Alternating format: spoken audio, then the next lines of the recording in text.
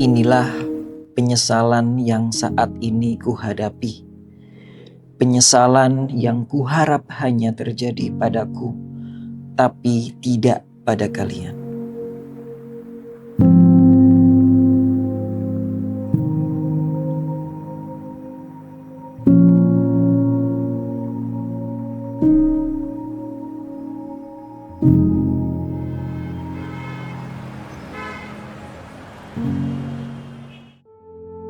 Namaku Bima, seorang pekerja kantoran yang terlalu sibuk dengan pekerjaan. Rapat, lembur, pulang malam telah menjadi rutinitas keseharianku. Sampai-sampai peranku sebagai ayah satu anak yang seharusnya mendidik dan memberikan perhatian terlupakan. Ya, masuk Zal. Ada yang bisa saya bantu? Ini berkas yang Bapak minta kemarin udah saya input. Dan ini ada surat kayaknya dari sekolahnya Rian. Makasih ya. Ya.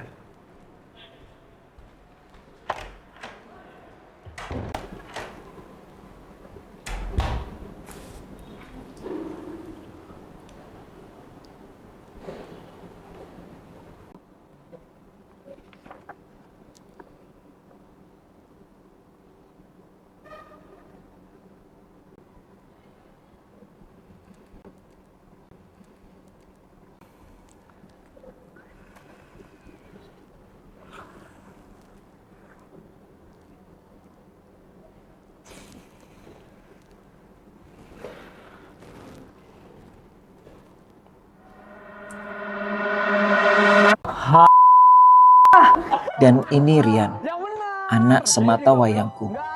Sayangnya, dia tumbuh menjadi anak yang nakal dan liar. Setiap harinya selalu saja membuat masalah. Tapi sebagai ayah, aku tetap berharap ia akan sukses di masa depan nanti.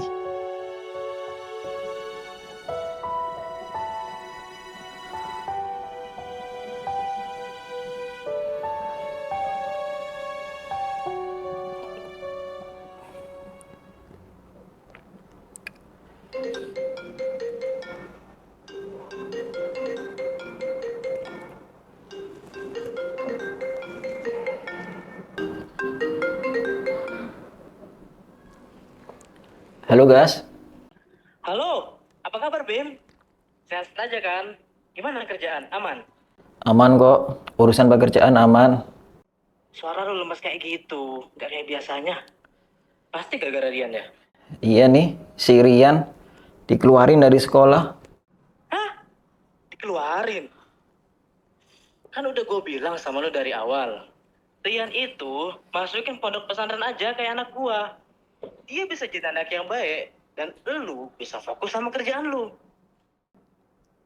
Gue masih ada urusan ya, nanti kita sambung lagi, oke?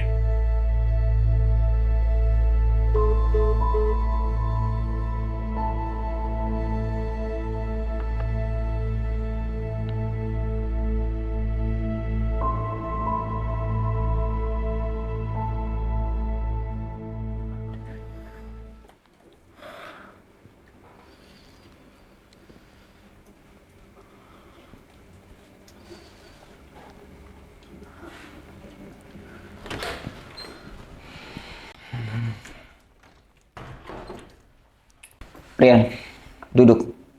Ayah mau ngomong. Tumben aja ngomong. Kenapa ya?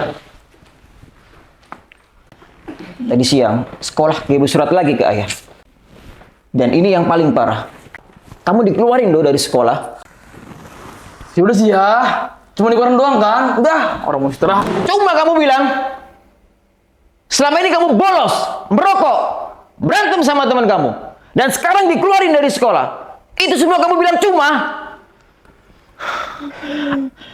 Ayah nggak mau tahu. Pokoknya besok kamu berangkat ke pondok pesantren. Tapi ya, Nggak ada tapi-tapian.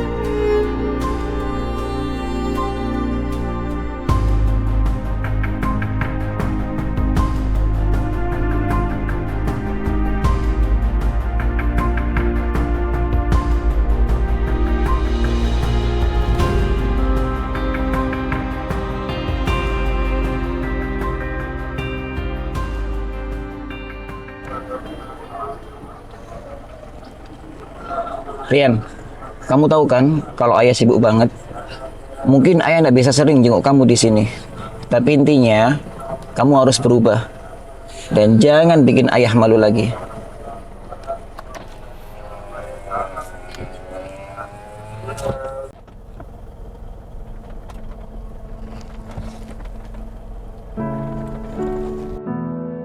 Hari-hari setelah itu, hidupku terasa lebih tenang. Tak ada ribut, tak ada laporan sekolah. Di masa inilah aku bisa menikmati pekerjaanku.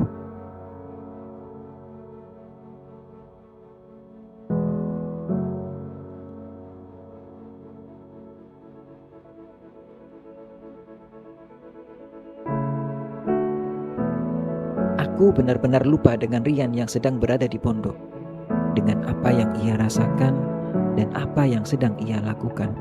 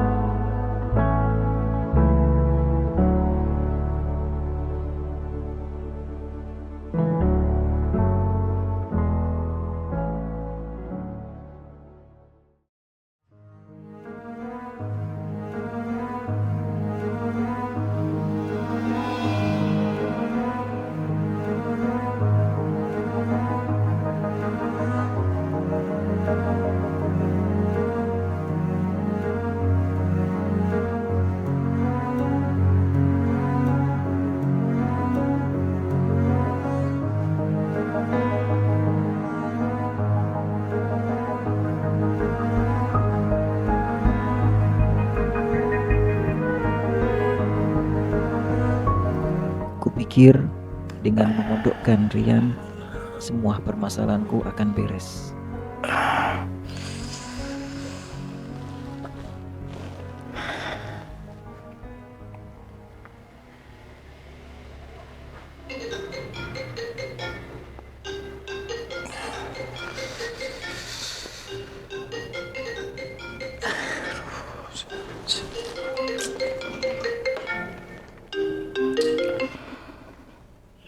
Halo, siapa ya? Iya, aku Rian. Aku habis dipukul sama Ustadz. Dipukul? Besok ayah ke pondok. Keesokan harinya, aku langsung bergegas menuju pesantren Rian. Tanpa pikir panjang, tanpa mencari tahu kebenaran, hanya emosi yang tak tertahankan.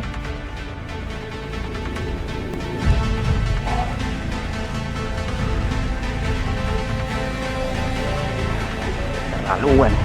Ikut ayah.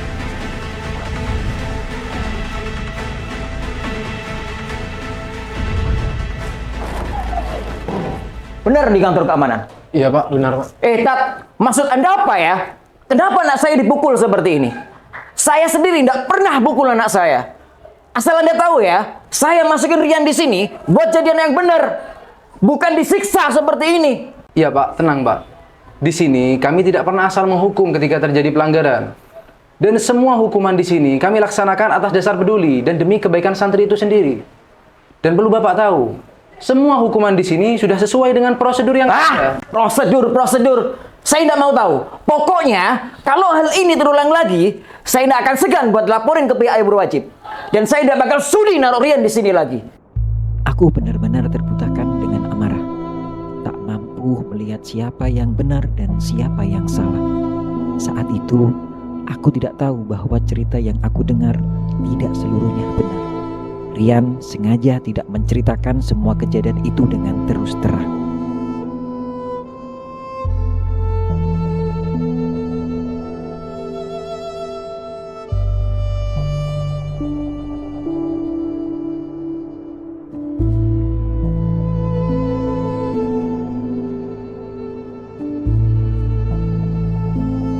Dia duluan yang mulai.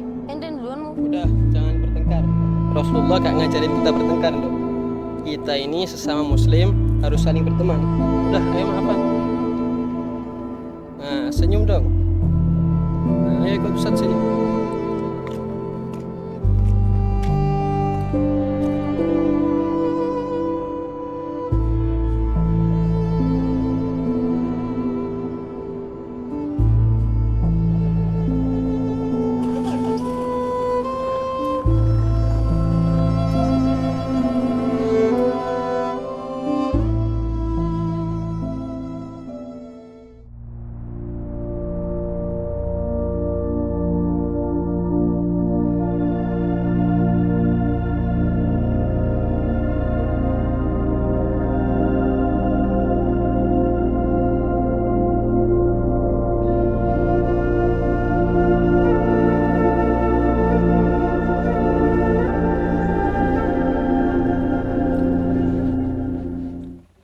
Udah, tidak ada yang ketinggalan kan? Ayo. Pak. Ini ada surat untuk wali santri. Sedikit arahan dan bimbingan untuk mendidik anak di rumah. Makasih ya. Pak, minta tolong Riannya dididik di rumah ya. Ya, mari.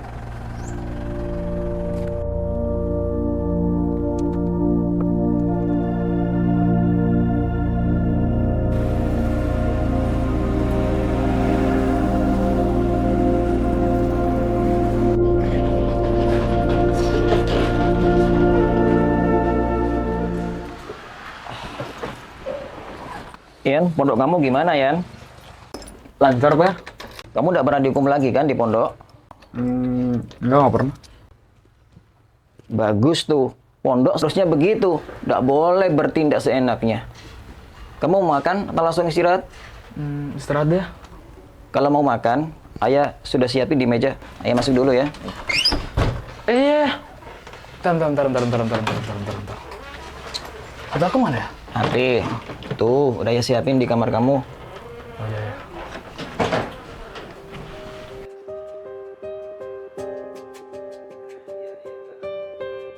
Aku memang senang Rian pulang ke rumah. Tapi tidak ada yang benar-benar bisa kubuktikan. Aku masih dalam kebodohanku yang dulu, yang tidak perhatian terhadap anaknya, yang sengaja membuat dunia kami terpisah walaupun serumah.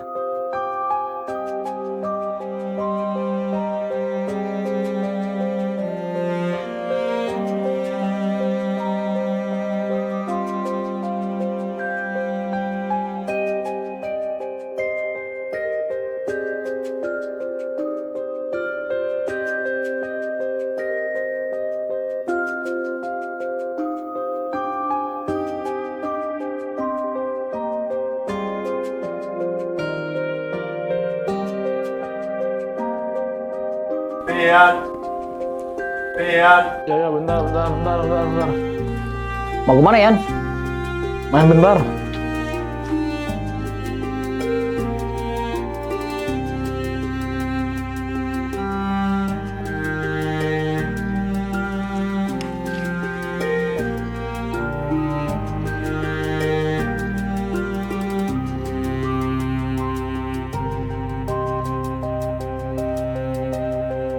Sampai saat itu, aku masih menganggap semua baik-baik saja. Tapi semakin hari, keraguanku kepada Rian semakin besar. Hingga hari itu tiba.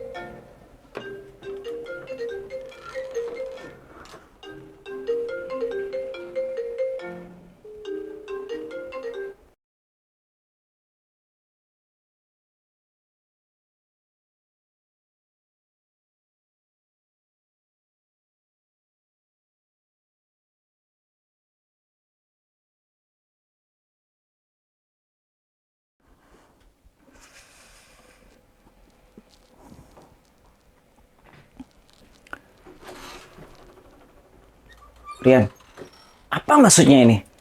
Berani pacaran kamu sekarang ya? Enggak. Nggak usah bohong. Ayah udah lihat semua.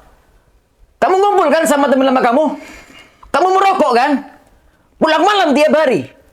Mau jadi apa kamu, Rian? Ini hasil kamu mondok. Dengar ya, ayah mondokin kamu supaya jadi anak bener.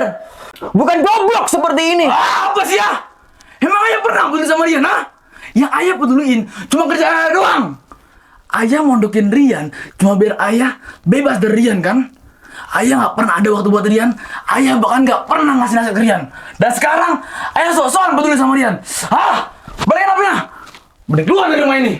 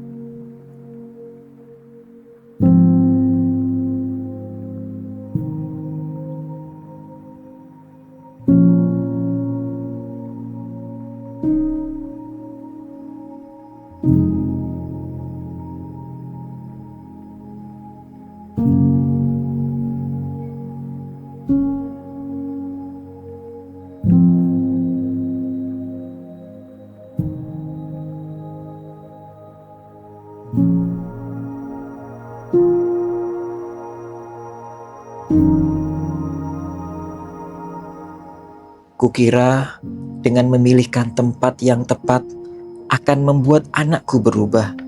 Tapi ternyata tanpa didikan dan tanpa perhatian seorang ayah, perubahan itu tak akan pernah terjadi.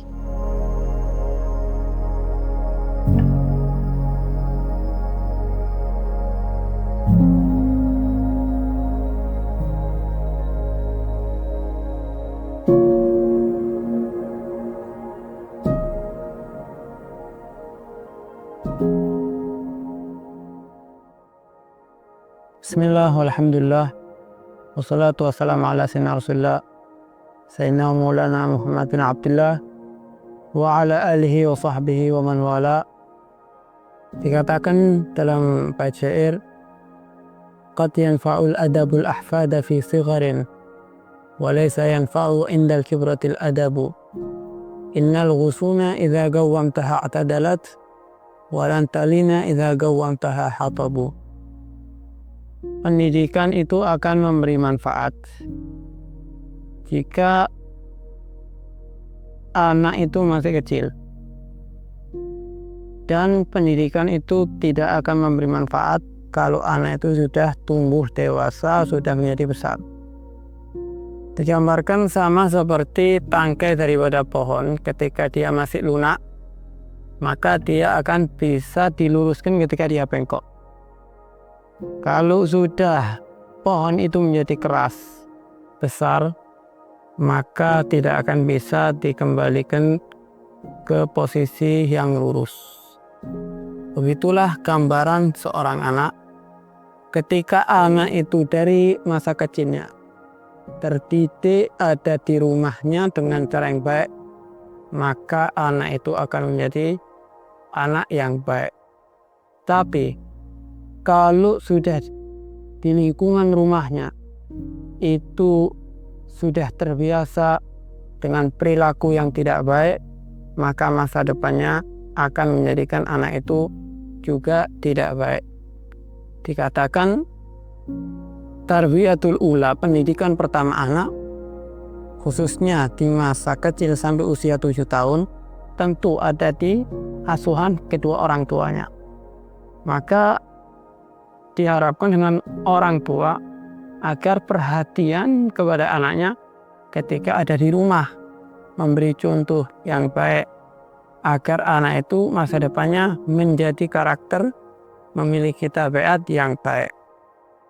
Kalau sudah lingkungan di rumah memberi contoh yang tidak baik, selalu kumpul dengan orang-orang yang tidak baik, dengan teman-temannya atau siapapun yang lingkungannya tidak baik, akan menjadikan anak itu masa depannya tidak baik. Allah Subhanahu wa taala bagaimana menggambarkan cerita tentang Nabiullah Nuh alaihissalam. Wa qala Nuh rabbi la tadhar 'ala al-ardi minal kafirina dayyara innaka in tadharhum yudhillu 'ibadaka wa la yalidu illa fajiran kaffara. Inti dari ayat ini, Nabiullah Nuh berdoa kepada Allah karena sudah tidak mampu dengan kaumnya yang dinanti-nanti keturunannya untuk menjadi pengikutnya Nabiullah Nuh, menjadi hamba-hamba yang dia itu masuk ke agama yang benar, ajaran yang benar. Tapi setelah ditunggu lama selalu mengikuti jejak orang-orang tuanya yang tidak benar. Akhirnya poin di situ adalah Nabiullah Nuh doa kepada Allah SWT, innaka in tadharhum yudhillu ibadaka wa la yalidu illa fajiran kafara. Nabi Nuh dia hanya ingin menyampaikan bahwasanya lingkungan yang tidak baik akan menjadikan masa depannya juga tidak baik, sama seperti orang tuanya, sama seperti orang yang ada di sekitarnya. Maka Nabiullah Nuh sudah putus asa, selalu menanti untuk masa depannya agar anak itu menjadi anak yang baik. Maka kita harapkan dari para orang tua untuk selalu perhatian dengan anaknya, bagaimana kumpulan anaknya ketika ada di rumah, apa yang dilakukan di pondok lebih diperhatikan. Sallallahu alaihi wasallam.